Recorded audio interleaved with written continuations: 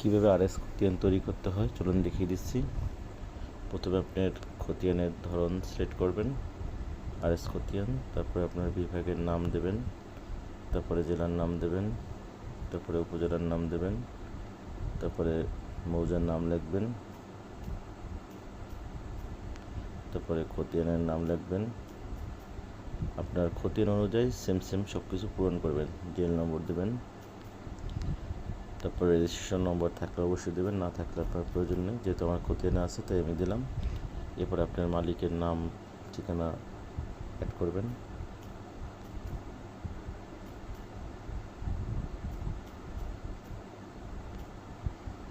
Space দিয়ে ping দেবেন।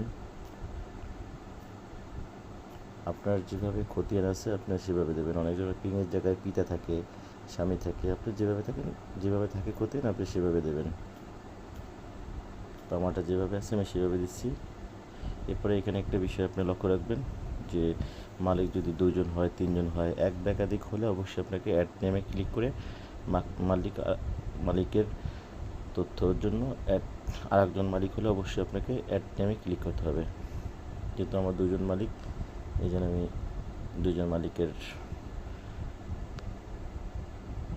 Dialogue box নিয়েছি।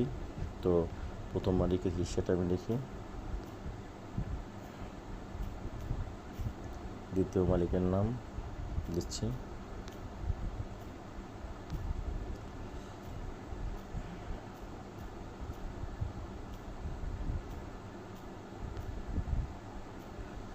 এবং এর হিসা লিখে দিচ্ছি।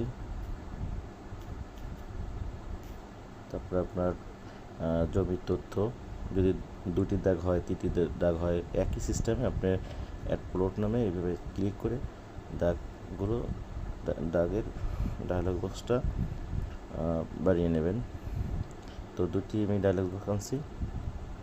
তো প্রথম দাগটা দিচ্ছি, তারপরে শ্রেণী দিচ্ছি, তারপরে আপনার খতিয়ানে যেভাবে থাকে, আমার খতিয়ানে যেভাবে আছে আমি সেভাবে আপনাকে দেখিয়ে দিচ্ছি। তারপরে খতিয়ানের অংশ হিস্সা যাকে বলে 1000, তারপরে আপনার শতাংশ, আমার এটা 12%। তো দ্বিতীয় জমির তথ্য পূরণ করতেছি, শ্রেণী, বাড়ি, তারপরে আপনার অংশ 1000 এবং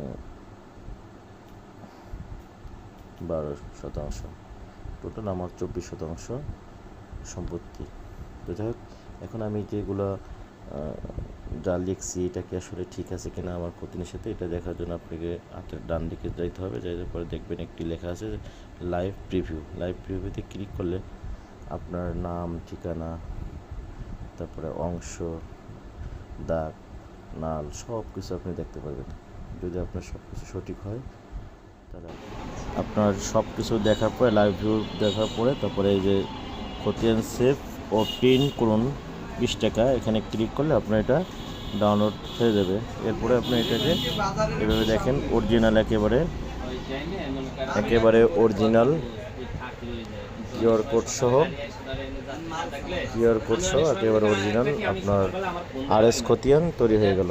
ধন্যবাদ।